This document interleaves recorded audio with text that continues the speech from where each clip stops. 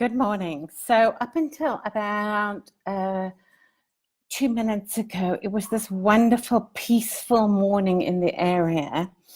And then our neighbors arrived home. So our neighbors, we've been having this kind of Cold War situation for about a decade now. It largely resolves around trimming of trees. But about a decade ago, the remote for their gate broke. And since then, whenever they come and go, they hoot. And then poor old Henry, who works with them, who's a mate of Rhoda's, has to stop whatever he's doing and then go inside and press the button and open the gate for them.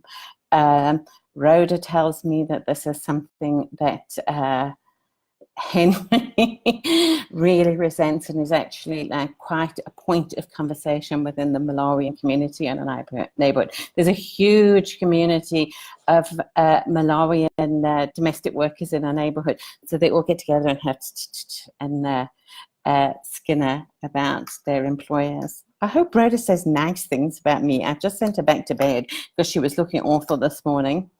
I too am looking a bit awful, but before I tell you why, on the comments of this is the email address to sign up for the mailing list.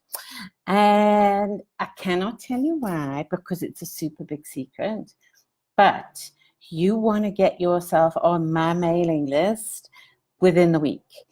Because coming up from next week, I'm looking at the dates, yes, next week, like all sorts of super secret, but cool stuff is going to be kicking off.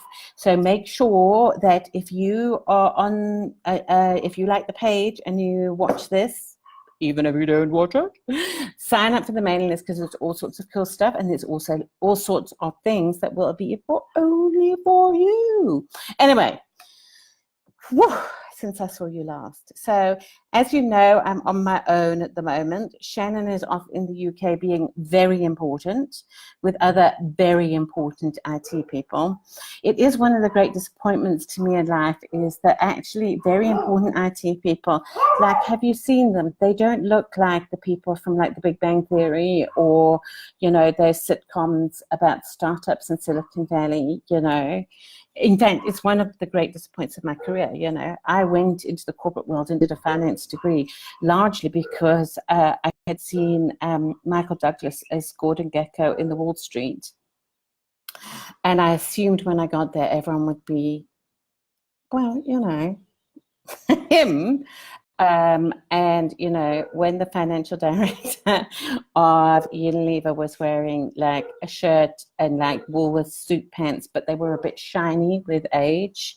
I mean, obviously I took the job, but it was really disappointing for me. And there have been so many disappointments since, not least of which relates slightly to my brother. So my brother yesterday, when I said, shall I carry on with these? He's like, yeah, but you can't talk about your athlete's foot anymore, which I think is grossly unfair. So instead, I will talk to you about my disappointment with middle age. So, you know, I went straight from spots to kind of, well, this, you know, but I am not really somebody who spends a lot of time in the looking in the mirror. You might also have guessed that too. But this morning, for reasons best known, well, not to me, I decided that I would have a look at the sides and backs of my legs. And I have old lady legs. So in two ways. One, you know, when you get old lady legs and the skin is like not as like tight as it was. It's sort of like got a droop. So I have sort of droops on my legs, but worse than that, I have this little collection. Maybe I must take a photo and show it to you because it's really gross. Of like, you know, those veiny bits that old ladies have. Now, you know, if I was somebody who looked in the mirror more often, you know, I know that I can probably go and have those lasered, but I think I'll probably just go back to wearing the black yoga pants instead. I think that's probably cheaper. But it's a great disappointment to me that like I went straight from kind of blackheads, which I still have, to having like varicose veins, cracked heels, sort of saggy skin, the gizzard, you know. My brother now has gone from calling me squits, which was a childhood euphemism for diarrhea, to gizzard. He's a wonderful man, my brother. And of course, I don't feel like, you know, so for a long time, when I think about myself, I think about myself as being 16, which is kind of fine. And then, but when you look in the mirror and it's like, oh my God, you're ancient, you know. But I don't really think about, like looks isn't just, like, it's not really that big a deal for me. But what is a big deal for me is I did expect by now to like be a bit cleverer, to like have some answers. And it is a great disappointment that really the role of parent has, well, YouTube's taken it over, hasn't it? You know, like when I was Chris's age, I'd go, hey, Dad, like, who was the first man on the moon? Hey, Dad, da, da, da, da. And now I go, hey, Chris, can you look up how we do this on YouTube? And it's like, hey, Chris, is there really lots of palm kernel oil in Nutella? Nutella is a source of angst in the family at the moment because Chris is not home, and Shannon and Chris have been very good about not having any sweets in the house at my direction. But I know the Nutella's there somewhere. I know it. I know this, like, with Sherlock Holmes knowledge, mostly because, did I tell you this? There's a spoon with Nutella that got put in the dishwasher. Chris is 15 years old. He never puts anything in the dishwasher. And it had a smear of Nutella on it. And now he claims that was from the last spoon of Nutella. But who leaves a smear of Nutella when it's the last one in the jar? So, hello, Shakira. You shouldn't be listening to this, but I never, ever eat Nutella, Shakira. I jog and I swim and I do weights, but I never, ever, ever eat Nutella. Shakira is my personal trainer who I've been avoiding for some time now. She even offered to come, like, hey, let's come and swim at your house together. And then I'm like, yeah, but Shakira, like, swimming with you won't be like just lying on my back looking at the sky. Like, you will want me to actually like swim and like swim hard, whereas I swim like I thought I swam like an old lady until an old lady overtook me in the swimming pool a few months back, and then I realized, like, no, like, I'm still in the beginners group, and I actually used to be a good swimmer as a kid. Anyway, so I'm very disappointed with middle age in general. But actually, talking of Chris, oh, I love that boy so much. He's so weird. I think he's weirder than me. He's so weird, but he's so clever too. So he is down in PE, and after YouTube stars, he has two really, really favorite people in the world. Grandpa, my dad, because Grandpa knows how to do stuff, and Grandpa lets Chris do stuff. So, for example, I don't really understand, like, how the electrics in the house work. I mean, I understand it at, like, you know, grade 10, like, let's make a circuit board level. But I don't, like, you know, like, for me, it's like, if things break, we call the electrician, you know. Shannon and I once actually did call the electrician because we thought the lights had broken, but he came and changed a bulb. But Grandpa understands electrics. So he's very happy to explain what Chris must do and then send him up into the loft or whatever to go and do electrics. He thinks Chris is safe with a chainsaw and angle grinders and stuff. I mean, I suppose mainly it's because Grandpa doesn't pay for the medical aid. I'm not sure. But Grandpa is, you know, right up top of the pops, you know, and especially because he lives with Granny, and Granny is a really good cook. So it's like, oh, I get to do electrics and chainsaw and angle grinding all day. And then in the evening, Granny will give me like roast beef and Yorkshire puddings. Oh, sorry, I did it again, vegans. Anyway. But Chris's second favorite after Grandpa is David. So David was the kind of head of maintenance in my parents' business, and when my parents retired from that business, David has gone on to do other things, but from time to time David comes back and does some freelance work for my father for one of the properties that they have. And this holiday, Chris has been sent with David to go and do some kind of maintenance on this apartment block that my father owns. You're like fixing gutters and And, you know, everything from like moving trash out to like fixing these gutters and other bit. Oh, and plastering some walls. They were doing plastering yesterday. So anyway, yesterday Chris picks up a bag of rubbish without realizing that it's full of glass, and he makes this nice kind of slash right across his wrist, you know, on his wrist. He's here, like here, you know, as Chris would say. Like, so it went across his arm. So, you know, as Chris would put it, that's for attention, vertical is for results. But he slices himself, and now he says he's not at home. He's at the block of flats with David. So he's got no like first aid kit with him, but it's bleeding a lot. So Chris goes to himself, well, you know, our friend Taylor, whose dad is a GP, when they were kids, if they had wounds like that, he would often just use like super glue. I'm sure there must be like a medical version, I don't know, but she claimed that he often would just super glue their wounds instead of stitching it or what have you. So Chris is sitting there going, well, I don't have super glue, but I do have some caulking.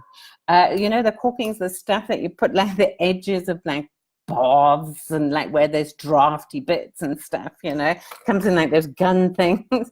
So Chris decides that will be the thing to do to stop myself like bleeding out. So Chris then promptly goes and puts a nice line of caulking. Surprisingly effective, actually. He said actually the only part that was bad was when he got home and he had to pick now the caulking out so that he could, you know, really disinfect the wound. But I think, you know, caulking is probably going to end up in our first aid kit now after that. He's so weird, but so cute. I love him. Anyway, I've been talking for 11 minutes. And I still haven't told you about the anxiety. Oh my God, but I've forgotten 2 things I really wanted to tell you about. So yesterday was one of those days when I faffed around for like most of the day, and then suddenly like 3:30 I got a second wind, not doing any actual writing, which is what I'm supposed to be doing at the moment, what I said I would do, you know. I had visions of having the house to myself and just writing, you know, being all Stephen Kingish and putting out like 7 quadrillion words over the week. I have done, so I probably put out about 4,000 words this week, but yesterday it was 0. But I did in the second afternoon start working on a side project that is something that I want to start working on next year. So it's just a way of putting online some of the material I've developed over the year, really, you know, to feed this anxiety, because now obviously like, well, I mean, there's 2 things really. One is like, you know, I don't really like going out and seeing people. And I mean, I never have, but now I can go like, I have like an anxiety disorder. In fact, I'm thinking of having T-shirts made that go, I have an anxiety disorder, because I'm so pleased with it, you know, and it gives me excuses not to go out. But also because, you know, I have all this material, and actually at the moment I'm not really well enough to be going and doing one-on-one coaching. And to be honest, I've lost the faith a little bit. But there are some really good techniques that people can use. So I have a little side project going on at the moment about how I can kind of get those out to the world. So I'm really quite excited because I got kind of 70% of the way through a kind of side mini little toe in the water project with that yesterday, which I'm quite excited about. You will be the first to know when it's ready. And then the other thing that happened, so I'm doing this right now, I'm all excited, and so I'm staying up later than usual because, you know, like I'm an early to bed girl, and I'm battling to sleep because I'm excited. I've got this going through my brain and what have you, and I'm just about to fall asleep. And then a freaking rain spider falls on me. So I know at the moment South African people are just screaming and running for the hills. For those of you who don't live in South Africa, a rain spider. So rain spiders go from being about so big to being about so big with their legs all stretched out. And they're kind of like tarantulas that have been on a diet, you know, so they're hairy-legged, but they're not like fat and chunky like a tarantula, but they're big and they're spread out. So yeah, like, you know, starving tarantula look. But they, and actually you really want to have rain spiders in your house because they eat mosquitoes. And I have the suspicion that rain spiders are actually territorial because we had one that lived in our hallway for years and years and years. But the problem that you have with rain spiders is that they're often not very good at hanging onto walls and ceilings. So they climb onto the walls and the ceilings, obviously, to get the mosquitoes, but they really have this nasty habit of like dropping onto you, often when you're trying to go to sleep. So there I am lying asleep, and I look down and I just see something on my shoulder here, and then it scuttles away. Well, it's a good job I'm medicated, let's put it that way. So then, of course, I'm on my own. Normally, I just scream and do the, I'm a girl and I can't do this, which doesn't work in our house anyway, because Shannon goes, I can't do it. And Chris is like, yeah, I'm not doing it. You two are absolutely pathetic. So anyway, I caught it in a glass with a piece of paper and redirected it into the aloes that are outside my bedroom window. But then it was like hours and hours and hours, and then another Urbanol before I could actually finally fall asleep. So if I'm looking a bit rough, that is why today. Thank you, Spider. I mean, I do love you because you eat the mosquitoes. It's also really annoying when Shane's away because mosquitoes love him. They eat him all the time, and they're not really interested in me. But when he's not there, I suppose like you're down to your kind of last choice. So, oh my God, I just keep talking today. But what are we anxious about today? Well, you know, when I was thinking about this, I was thinking there's something that I do that really irritates myself. And I don't know if you guys do this too, but when I meet people I admire, okay? And it's often specifically people who I admire who do things I want to do. So, for example, if you, well, you know, there's this famous story in our family, right? Where I went to school with David Bowie's son. And there's a parents' meeting. In fact, anyone who knows me has heard this story 5 billion times. It's like my favorite story. It's like my brush with fame story.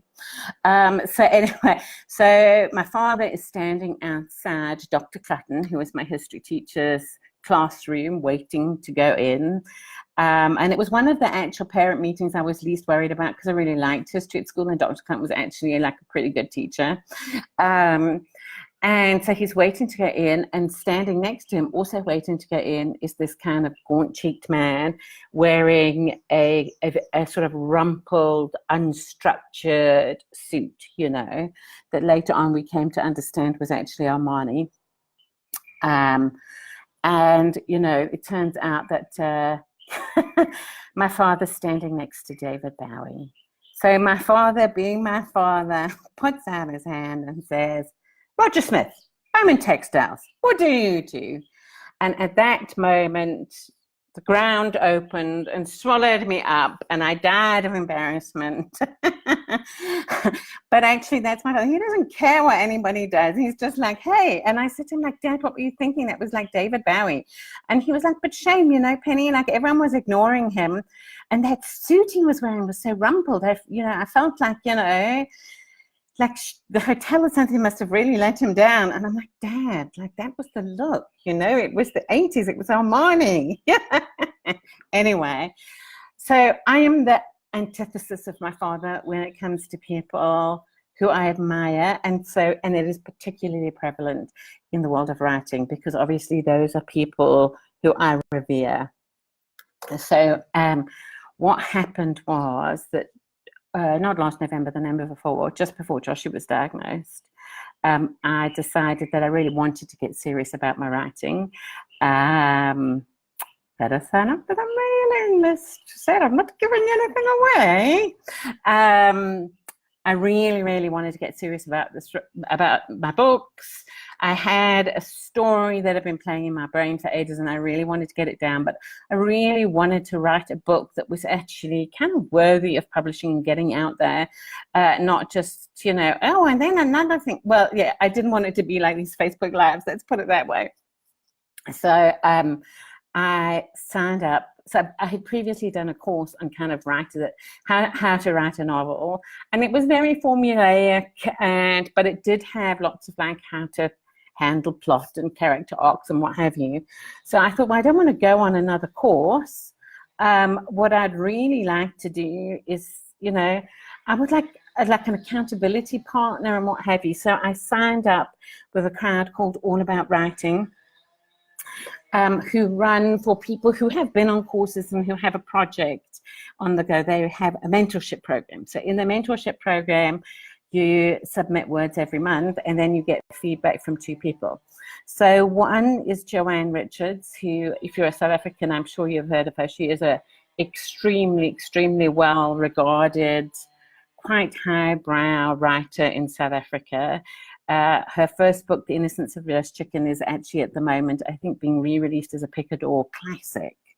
But I mean, like, one of those people who you really think, okay, like, wow, she is really, you know, when I grow up, I'd like to write like that, you know. And then her partner is Richard, who is actually one of the story consultants, or a senior story consultant, and responsible for storylines in many of the local soap operas. So really knows his craft when it comes to putting a story together. Oh my word, can you hear? The tree fellas are back. I hope you can't hear them. So anyway, I think I'm going to have to just go and shut the door because, like, I don't know what they're felling, but it sounds like they're around the corner. One moment.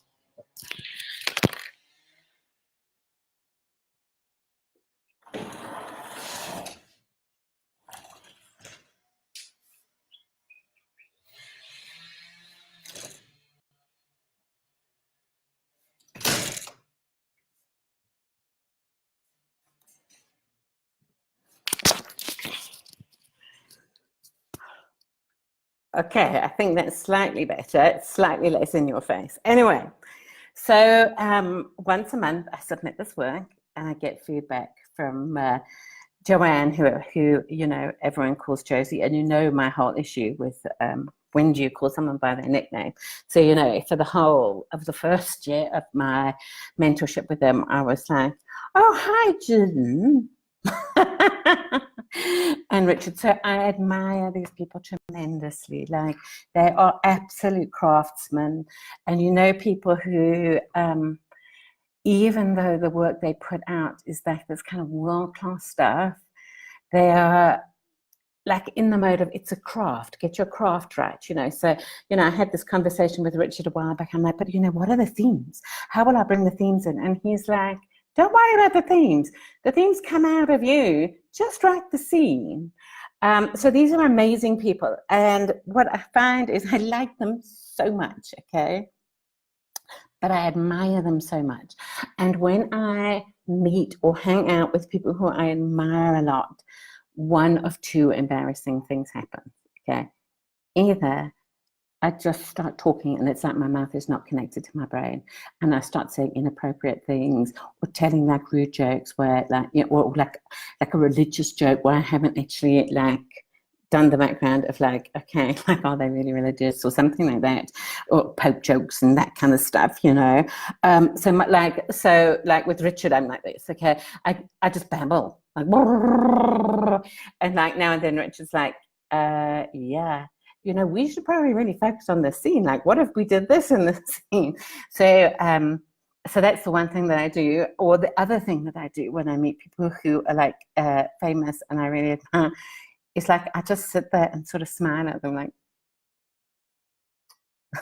And poor Josie, I don't know what she thinks. She thinks I'm the weirdest person ever, like, because, you know, I do things like so Josie lives in Cape Town, so most of our interactions on Skype, but like a couple of times a year she comes up to Joburg to do things, and then we have in-person sessions.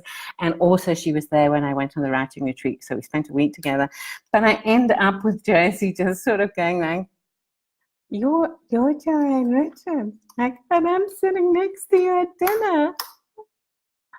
And this poor woman, I don't know what she thinks of me. I think, you know, and then I send her emails going, I think you're amazing, by the way, which is like, so all like this kind of fan mail that I send her going, you're amazing. I love you. I think we could be best friends. And then, and then I just stare at her with this stupid grin. So it is one of my real weaknesses. You know, I've got, bizarrely, it doesn't happen like with people who like, you know, if you said to me, Penny, like, you know, here is like, I don't know, The Edge, I'd be like, all right, okay, like, yeah, tell me about your guitar, you know, like, how are you enjoying being on the road, blah, blah, blah, blah. I can find stuff to talk about with them. I mean, in theory, because why would I be out and why would I be meeting the edge, right? But but like when it's people I really admire, and specifically writers, like I'm just pathetic. So anyway, if anyone has any good ideas how I can stop the babble, I thought, I don't think you guys want me to stop the babble, because basically that's what I do on these Facebook Lives. And then you keep saying, yeah, keep going, well, keep going. Well, at least like 2 of you did. So, you know, I'm taking that as everybody wants me to. So yes, anyone got any good ideas of how I can be less creepy around Joanne and less babbling around Richard? Like any, yeah, any and all advice will be accepted. Okay, guys, I've been talking absolute rubbish for 25 minutes now. Don't forget, please comment. Please share this with your friends and tell them to like the page and follow me on YouTube. You know that page likes and YouTube subscriptions are the way I measure my self-worth. I currently have 8 subscribers on YouTube, so I'm feeling pretty crappy about myself. So you better get over there, because it's the only way. It's the only way you're going to stop disaster. If you are on the page and you like these, guys, please, please, please, it is a super, my lips are sealed. You guys know I can't keep a secret, but I am keeping a secret. It is killing me to keep the secret, but please sign up for the mailing list. Otherwise, you are not going to be able to get your hands on the emails, which are awesome. Okay.